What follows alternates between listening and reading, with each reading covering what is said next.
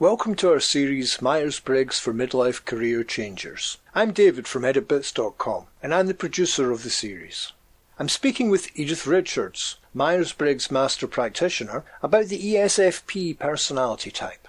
We'll be discussing what mid-career ESFPs need when considering a career change. Edythe, let's start with an overview of this type. Sure, and thanks for the introduction, David. I'm very pleased to be talking about ESFPs who are really fun and fun-loving people.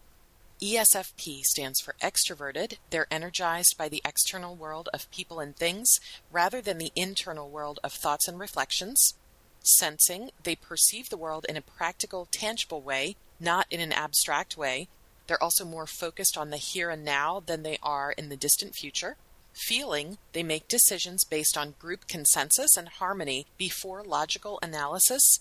And perceiving, they prefer a flexible, spontaneous, and adaptable lifestyle over one that is structured and planned. This all spells fun, and ESFPs are the embodiment of fun. ESFPs are outgoing, gregarious, and free-spirited. At work, ESFPs are the folks who keep the office social calendar in shape. People's birthdays and parties and holidays, any excuse to have a lively get-together. Even though it's work, it's meant to be enjoyed.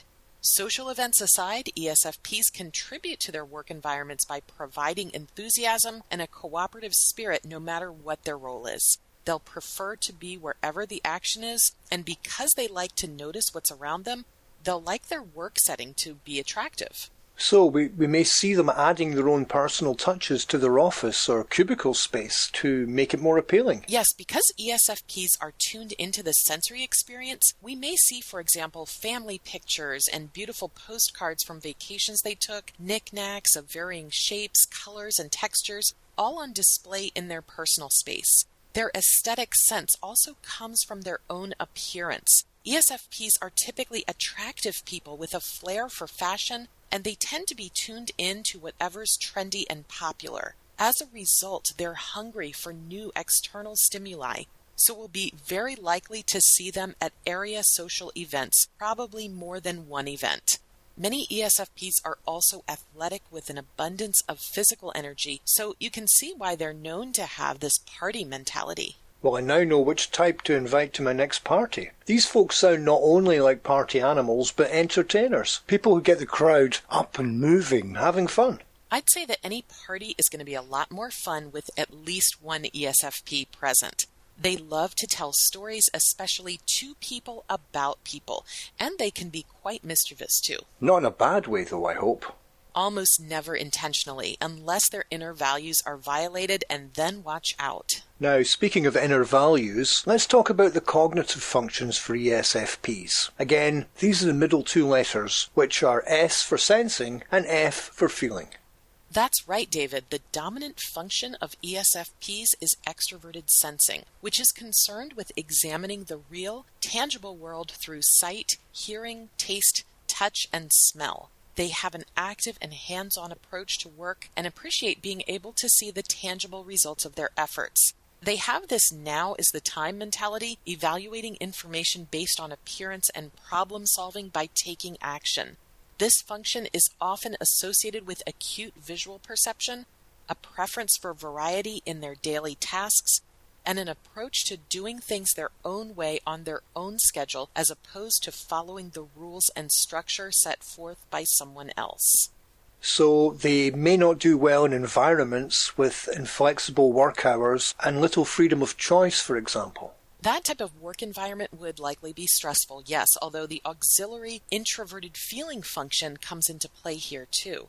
Right. Let's talk about this function, and I'll remind our listeners that the auxiliary is the second function, the second most preferred, and the second to develop. In the case of the ESFP, this is introverted feeling. Excellent. That's very good, David. Introverted feeling is a subjective decision-making function based on an internal world of very personal values and harmony.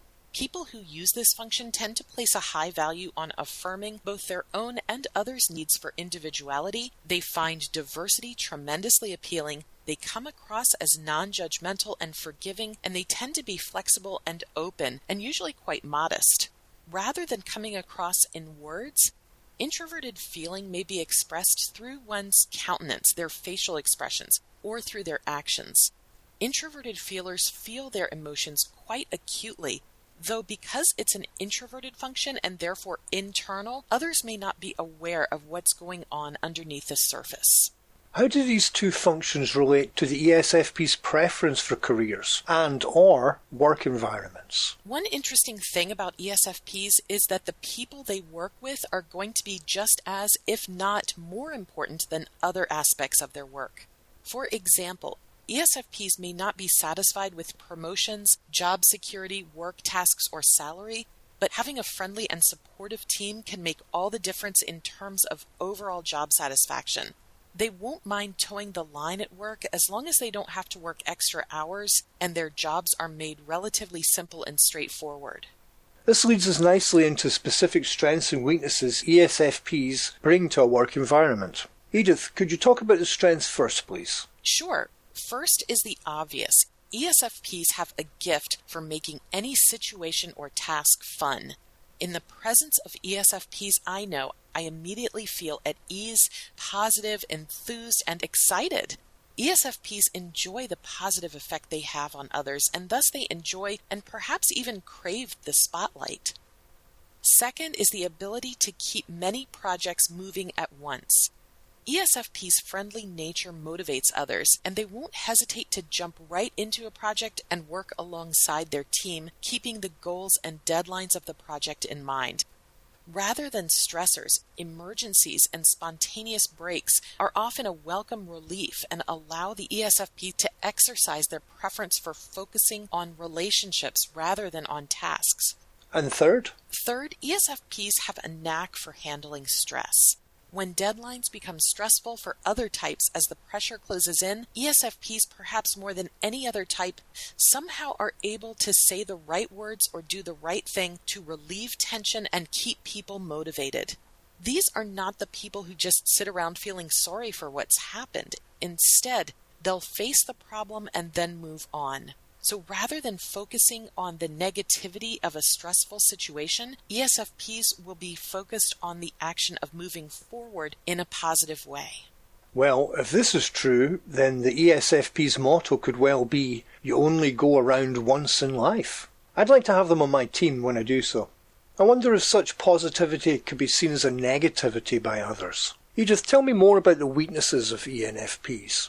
ESFPs, like everyone else, have their downsides. One is a failure to grasp the long-term consequences of their actions. ESFPs live by the slogan, "Act now, pay later."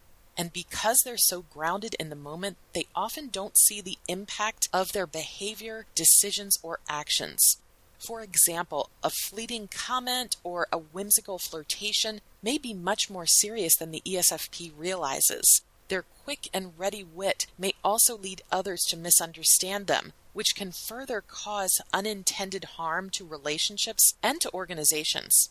A strategy for avoiding this is to work on planning ahead, understanding the big picture and the wider implications of their actions, and asking others for help as needed. ESFPs also have a lack of direction and a disdain for structure, which can cause them to move from one thing to another without finishing what they started. In their never-ending quest for fun, ESFP's natural inclinations may not be as welcomed in a workplace focused on profitability and productivity. For some organizations, workplace fun is an oxymoron, and as a result, ESFP's overtures may go ignored or worse, criticized, and this can sap the morale of the ESFP. Recognizing that routines are a way of life and resisting the urge to pay attention to whatever's happening at the moment are ways ESFPs can develop. And finally, ESFPs may spend too much time socializing, and their spontaneity and fun-loving attitude sometimes can cause them to be perceived as ditzes or spacey or shallow. Though they may say, "I don't need to make long-range plans if I make the most of my time now," it's precisely these kinds of comments that can make them appear shallow and or without discipline. ESFPs need to learn that life can still be enjoyed even if it's not fun all the time. some really interesting points. Now, How does this factor into career choice? Are there certain career paths that are more appealing than others for ESFPs? Regardless of the specific work environment, to perform well at work, we all need to use all of our preferences at the appropriate time when required by the situation.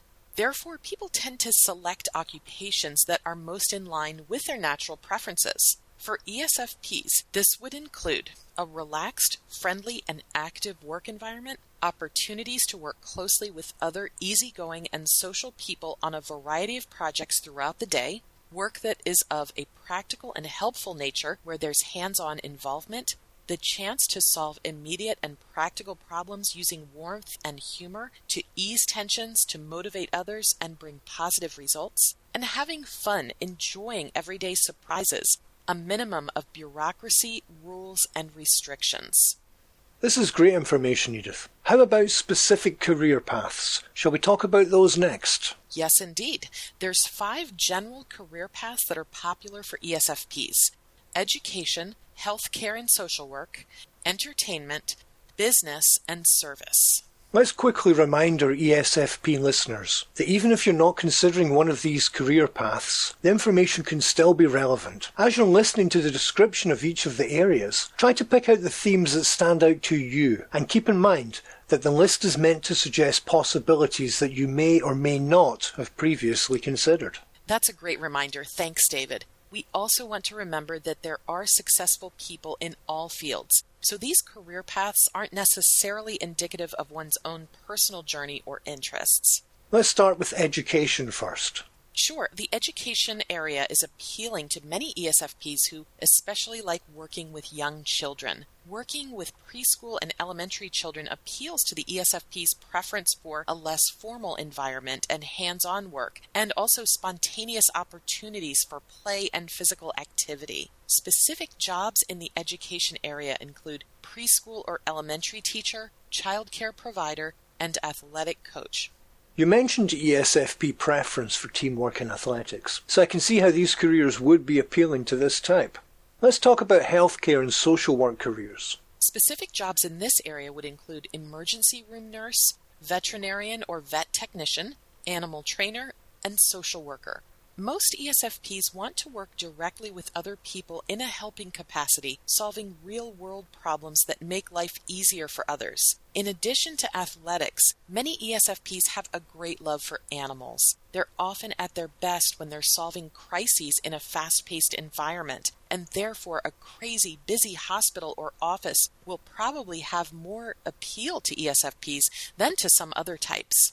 ESFPs really seem to be able to establish rapport and relate to people. How about the entertainment industry, Edythe? I can think of a few celebrities who I would imagine might well be ESFPs. There's no doubt about that. ESFPs truly enjoy entertaining others, whether it's on stage performing or hosting a party or event. Every ESFP I've ever met has a keen eye for beauty or aesthetics and really enjoys sharing this with others. As we've mentioned earlier, many also crave the spotlight. So examples of career paths in this area would include a performer, dancer, comedian, or actor, musician, film producer, photographer, events coordinator, promoter, and tour guide or tour operator.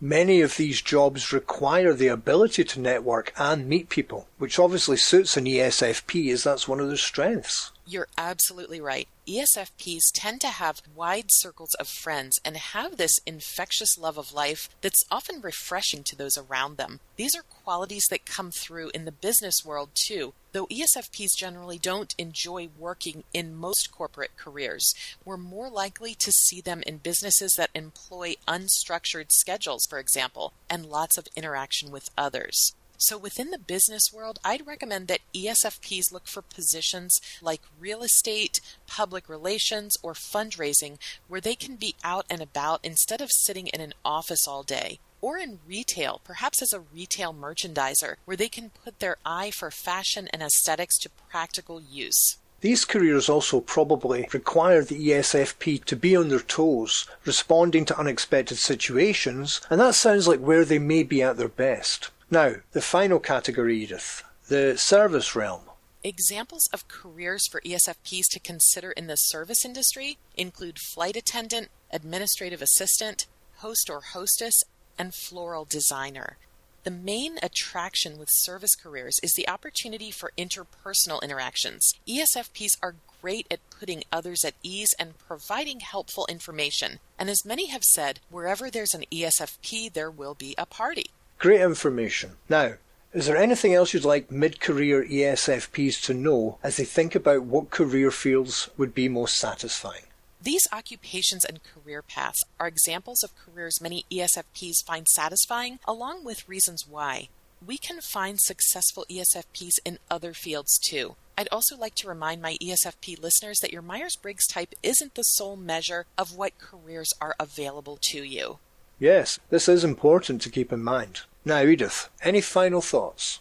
I'd also like to cite some sources for this podcast, which include Type Talk at Work by Otto Kroger, Do What You Are by Paul Teeger and Barbara Barron-Teeger, and Life Types by Sandra Hirsch and Jean Kumaro. Thanks, Edythe. We've been talking about the ENFP personality type. Thanks for listening, and we'll see you next time. Find us on Facebook, Twitter, and of course our website, where you can sign up for our newsletter at www.atopcareer.com. Feel free to share this file with your friends. Until next time. MBTI and Myers-Briggs are registered trademarks of the MBTI Trust.